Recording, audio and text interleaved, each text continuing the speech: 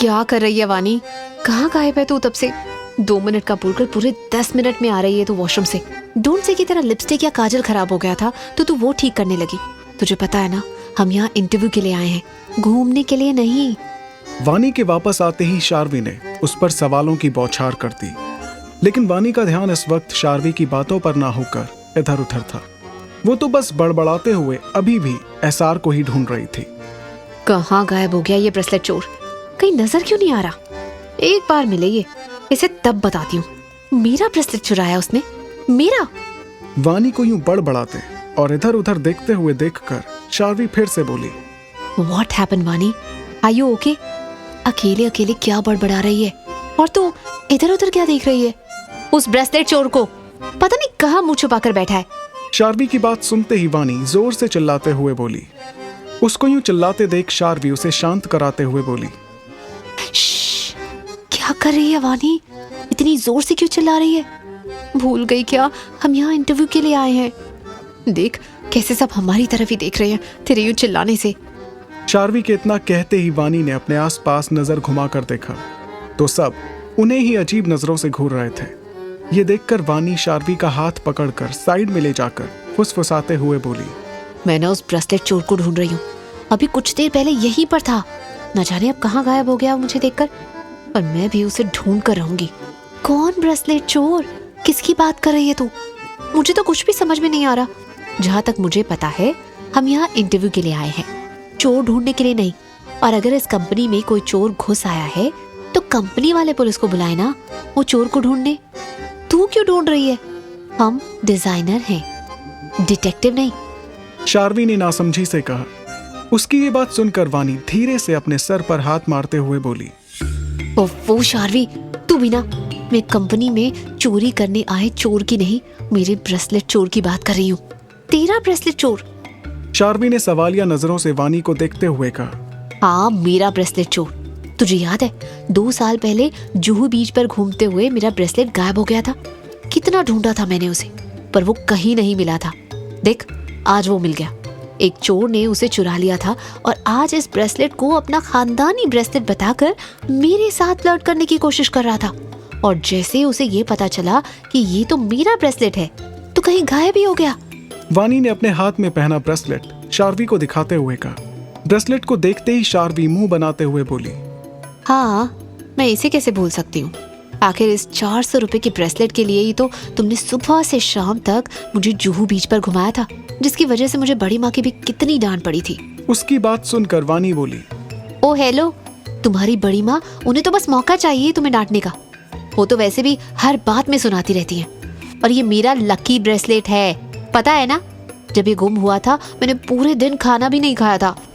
हाँ, अच्छे से पता है। तुमने खाने को छोड़कर chips, chocolate, ice cream, cold drinks, burger, बाकी सब खाया था।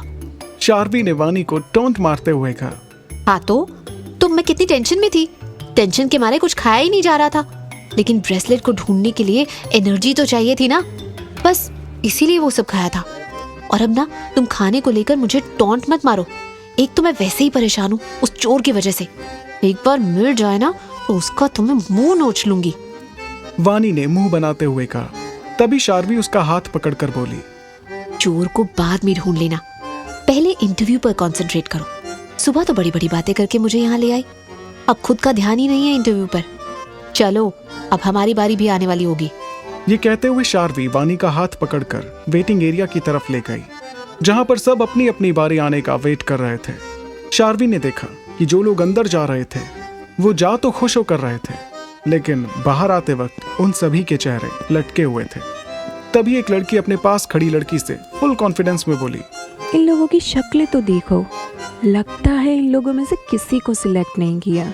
देखना, ये जॉब मुझे ही मिलेगी। तभी उसके साथ खड़ी दूसरी लड़की बोली, तुम इतनी कॉन्फिडेंट कैसे हो कि ये जॉब तुम्हें ही मिलेगी? ये सुनकर पहली लड़की बड़े ही एटीट्यूड से बोली, क्योंकि मेरे पास काबिलियत और ब्यूटी दोनों है। ये सुनकर दूसरी लड़की हंसते हुए बोली, और मैंने तो सुना है यहाँ पर ब्यूटी काम नहीं आती, लोगों का टैलेंट काम आता है। ये सुनकर पहली लड़की चिढ़ते हुए बोली, हाँ तो मेरे पास वो भी है। इससे पहले मैं एक बड़ी कंपनी में जॉब करती थी, पूरे 5 ईयर का एक्सपीरियंस है मेरे पास। तभी उस लड़की का नंबर आया और वो खुश होते हुए अंदर चली गई, लेकिन थोड़ी देर बाद ही वो मुंह लटकाते हुए वापस आ गई। उसको ऐसे देखकर वो लड़की जो थोड़ी देर पहले उससे बात कर रही थी, वो हंसते हुए बोली, क्या हुआ, जॉब नहीं मिली? लगता है तुम्हारी ब्यूटी काम नहीं आई। बॉस कुछ ज्यादा ही स्ट्रिक्ट है क्या? ये सुनकर वो गुस्से से बड़बड़ाते हुए बोली, स्ट्रिक्ट? स्ट्रिक्ट नहीं, रूड है, रूड। जाते ही सवाल पर सवाल शुरू कर दिए, एक नजर देखा तक नहीं। ये कहकर वो गुस्से से पैर पटकते हुए वहां से चली गई। शार्वी जो बड़े गौर से उन दोनों लड़कियों की बातं को सुन रही थी, वो अब थोड़ा नर्वस फील करते हुए वानी से बोली, वानी, सुना ना तूने अभी अभी उस लड़की ने क्या कहा? 5 ईयर का एक्सपीरियंस होते हुए भी उस लड़की को जॉब नहीं मिली। मुझे तो बस 3 साल का एक्सपीरियंस है। मुझे नहीं लगता मुझे ये जॉब मिलेगी भी। उसकी बात सुनकर वानी बोली, तू भी ना शार्वी, किसकी बात कर रही है? उस लड़की को देखकर ही लग रहा था कि वो लड़की यहाँ अपने टैलेंट के दम पर नहीं, अपनी ब्यूटी के दम पर जॉब पाने आई थी। और वैसे भी मैटर ये नहीं करता किसे कितने साल का वर्क एक्सपीरियंस है, मैटर करता है आप अपने काम को लेकर कितने डेडिकेटेड हो। तू ना फालतू की बातों की तरफ ध्यान मत दे, बस तुझे अपना बेस्ट देना है, ये याद रख, ओके? उसकी बात सुनकर शार्वी हल्के से मुस्कुराते हुए बोली, हाँ सही कहा तूने, मैं अपना बेस्ट दूंगी। उसकी बात सुनकर वानी बोली, ये हुई ना बात, और तुझे कम से कम खुद को प्रूव करने का टाइम तो मिलेगा। मुझे तो लगता है मुझे तो वो भी नहीं मिलेगा। वानी की बात सुनकर शार्वी नासमझी से बोली, मतलब? तभी वानी उसे दूसरी साइड जिधर जूनियर पोस्ट के लिए इंटरव्यू हो रहे थे, उस तरफ इशारा करते हुए बोली, वो देख, उस कैबिन से लोग जाते ही बाहर आ रहे हैं। लगता है वहां पर इंटरव्यू लेने वाला शख्स शक्ल देखते ही रिजेक्ट कर रहा है यार। ये सुनकर शार्वी ने भी उस तरफ देखा जहां एक तरफ आहान की केबिन से लोग लेट बाहर आ रहे थे, क्योंकि वहां पर उनसे काफी क्वेश्चंस किए जा रहे थे।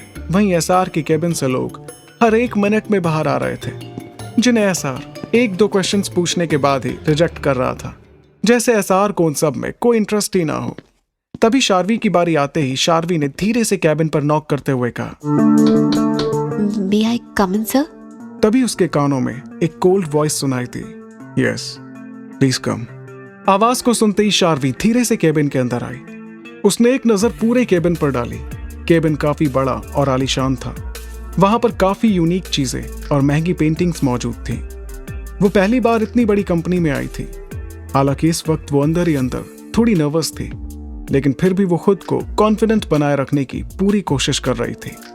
तभी उसकी नजर ग्लास विंडो के पास खड़े एक शख्स पर पड़ी, जो इस वक्त विंडो की तरफ मुंह करके खड़ा था, जिस वजह से शार्वी को उसका चेहरा नजर नहीं आ रहा था। वो उसको ग्रीट करते हुए बोली, hello, good morning sir. Morning, have a seat. Aahan window से बाहर देखते हुए ही बोला। उसकी आवाज सुनकर शार्वी मनी मन बोली, ऐसा क्यों लग रहा है जैसे मैं पहले इनसे मिल चुकी हूँ, और ये आवाज भी इतनी जानी पहचानी लग रही है, बट समझ नहीं आ रहा कहाँ देखा होगा इन्हें। चेहरा भी तो नहीं दिख रहा ठीक से, कौन हो सकता है? इसके पहले कि वो कुछ और सोच पाती, तभी उसके कानों में आहान की आवाज पड़ी, मिस शार्वी, आपका रेज्यूमे तो काफी इंप्रेसिव है, जॉब एक्सपीरियंस भी काफी अच्छा खासा है आपको, तो क्या मैं आपकी पिछली जॉब छोड़ने की वजह जान सकता हूँ? जैसे ही उसने ये सुना, शार्वी तुरंत अपनी सोच से बाहर आई और वो हड़बड़ाते हुए बोली, वो मेरे कुछ पर्सनल रीजंस थे सर। फिर वो मनी मन बोली, फालतू फालतू सोचना बंद कर शार्वी और इंटरव्यू पर फोकस कर। इन्होंने तो आते ही सवाल जवाब शुरू कर दिए, कुछ सोचने का मौका ही नहीं दिया। Concentrate Sharvi, concentrate. ये कहते हुए उसने खुद को रिलैक्स किया और पूरी तरह अपना ध्यान आहान के पूछे गए सवालों पर लगा दिया।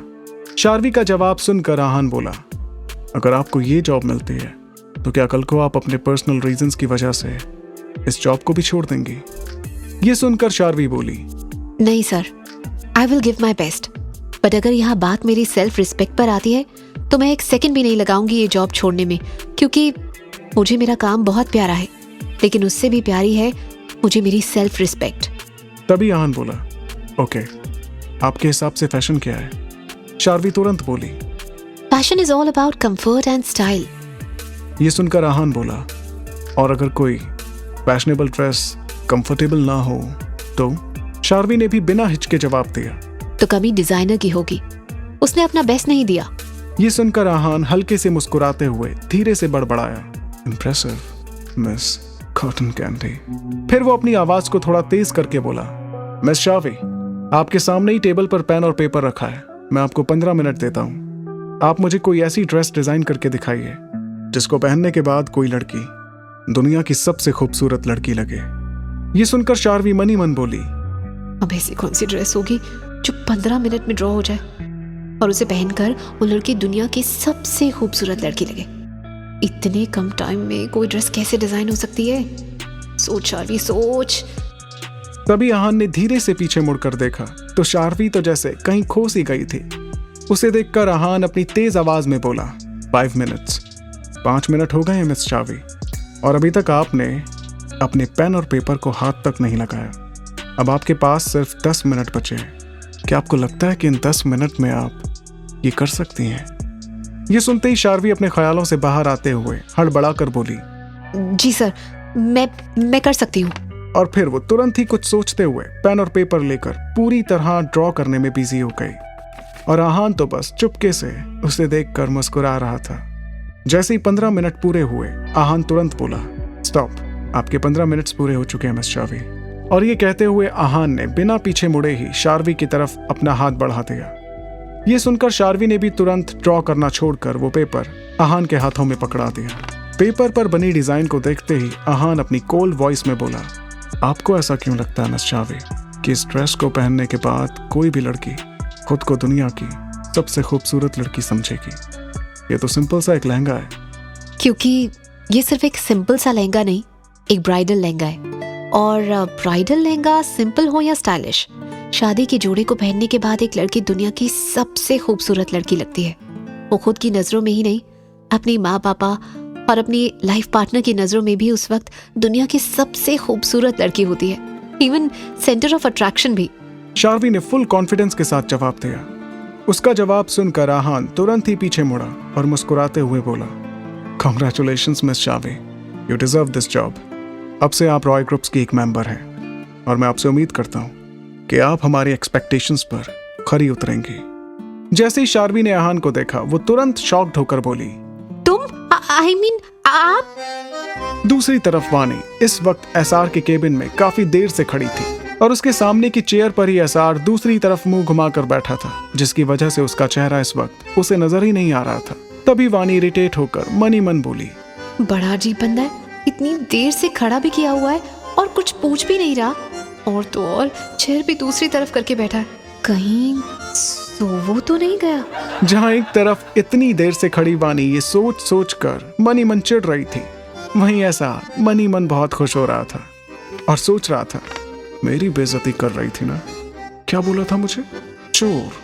नहीं, चिंदी चोर। अब तो मैं अपनी बेइज्जती का बदला इस खूंखार शेरनी से लेकर ही रहूंगा। तभी एसआर बोला, सो मिस वानी, हमने सुना है कि आपने पिछली जॉब से रिजाइन कर दिया, तो क्या सच में वो जॉब आपने खुद छोड़ी थी या फिर आपको कंपनी से धक्के मार के बाहर निकाला गया? ये सुनकर वानी, जो पहले ही काफी गुस्से में थी क्योंकि एसआर ने उसे 10 मिनट से बैठने तक को नहीं कहा था और काफी देर से कुछ पूछताछ भी नहीं कर रहा था, सिर्फ उसकी साइड पीठ किए कुर्सी पर बैठे हुए पेपर्स टर्न किए जा रहा था। उसका पहला सवाल सुनते ही वानी का खून खौल उठा, लेकिन फिर वो खुद को शांत करते हुए बोली, निकाला नहीं गया था, मैंने खुद वो जॉब छोड़ दी थी। ये सुनकर एसआर बोला, और वो क्यों?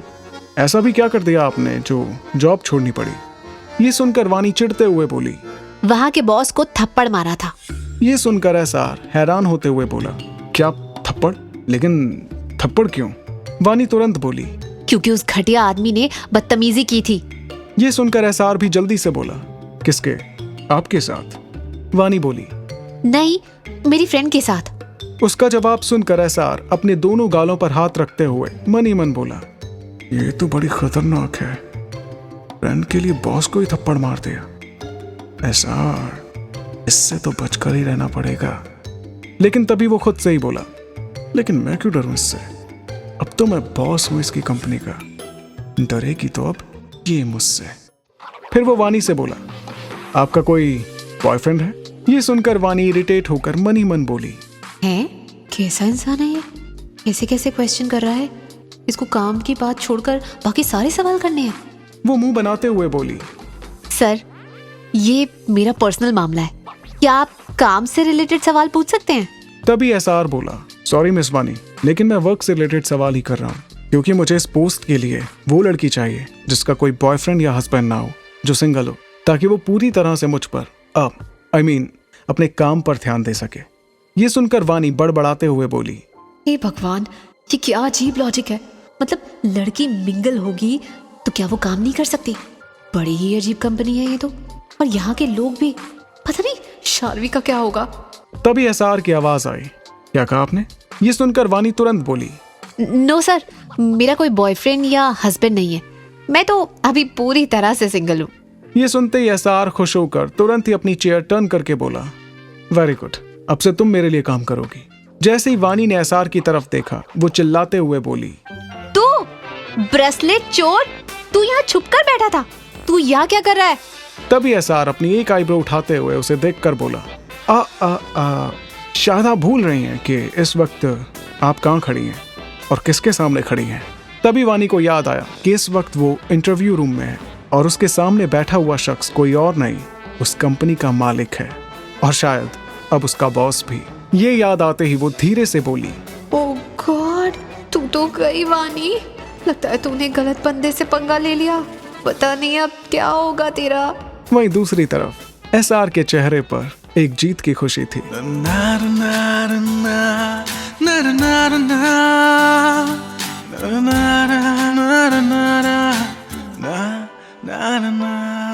एहसास तेरा हर पल साथ है, अब तू ही जिंदगी है, तू जान है। एहसास तेरा हर पल साथ है, अब तू ही जिंदगी है, तू जान है। हेलो फ्रेंड्स, मैं हूँ आरजे रिवांश। उम्मीद है कि आपको ये कहानी पसंद आ रही होगी, और अगर आपने अभी तक मेरे चैनल को सब्सक्राइब नहीं किया है तो इस कहानी से जुड़े अपडेट्स सबसे पहले पाने के लिए अभी मेरे चैनल को सब्सक्राइब कीजिए, बेल आइकन को प्रेस कीजिए, स्टोरी को शेयर करना बिल्कुल मत भूलिए और नीचे थैंक्स बटन को प्रेस कर रिवांश को सपोर्ट कीजिए।